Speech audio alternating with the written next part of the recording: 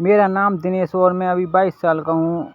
अपनी माया भाभी को हर समय खुश रखने का प्रयास रखना चाहता था, तो मेरी ये एक इच्छा कैसे पूरी हुई, वही मैं आपको इस कहानी में सुनाने वाला हूँ। ये कहानी जुलाई सन 2023 की है। उस समय बहुत घनघोर बारिश हो रही थी और उसी दिन मेरी मौसी के घर में एक प्रोग्राम रखा हुआ था, तो मम्मी पापा उस प्रोग्राम में गए हुए थे। इसलिए मेरी मम्मी ने मेरी तहेरी भाई की बीवी माया, जो मेरी तहेरी भाभी थी, उनको 2 सप्ताह के लिए घर पर रहने के लिए कह दिया था।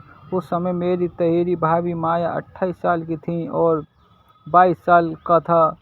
जब मैं माया भाभी घर आई तो मैं उनको देखता ही रह गया था, क्योंकि मैं उन्हें 5 साल बाद अपने सामने देख रहा था। मम्मी पापा को मौसी के घर जाने से 2 दिन पहले ही माया भाभी पढ़ाई करके घर वापस आई थी। वह पूरे 5 साल बाद आई थी और आते ही उन्हें घर में काम करने की ड्यूटी उनको मिल गई थी। भाभी शरीर से लंबी चौड़ी लड़की थी, देखने में बहुत ही ज़्यादा सुंदर थी। जब मैंने उनको देखा तो देखता ही रह गया था। उनकी मुस्कुराहट बहुत ही ज़्यादा प्यारी थी। मैंने भाभी को नमस्ते किया और बैठकर उनसे बातें करने लगा। मैं अपने माता पिता की इकलौता बेटा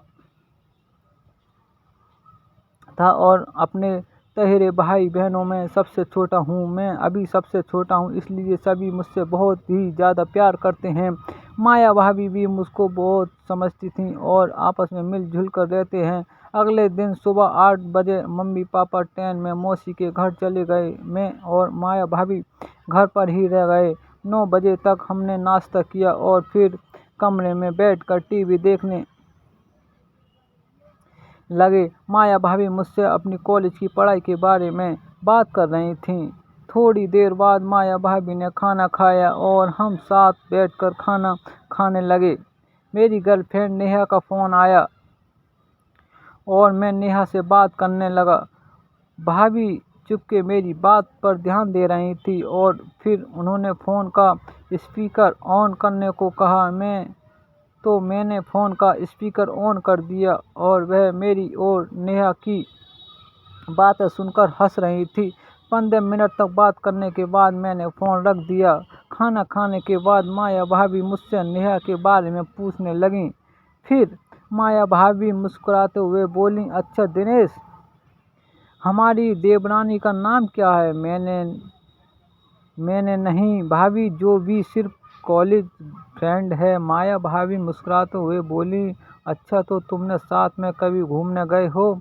भाभी से शर्माते हुए कहा, नहीं भाभी। फिर माया भाभी मुस्कुराई और बोली, अच्छा। इसके बाद मैं उठकर बाहर चला गया। फिर 2 घंटे बाद जब घर वापस आया तो तब तक वह सारा काम ख़त्म कर चुकी थी और नहाकर तैयार हो गई थी।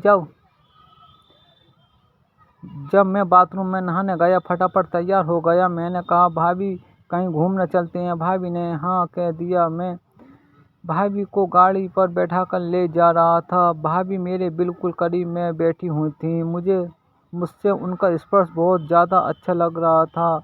मैं भाभी को एक अच्छे से रेस्टोरेंट में खाना खिलाने ले गया। वह खाना खाकर बहुत ही ज़्यादा खुश हुई और कहने लगी, दिनेश, मैंने अपनी लाइफ में कभी भी ऐसा खाना नहीं खाया। फिर मैं और भाभी मूवी देखने गए और भाभी दोनों एक ही सीट पर बैठे थे। तभी मूवी में कॉमेडी का सीन देखते हुए उछल पड़ता हूँ और मेरा हाथ भाभी की कमर से टच हो जाता है। सोच में पड़ गया और ये क्या हो गया, लेकिन भाभी मेरी तरफ देखकर मुस्कुराने लगी।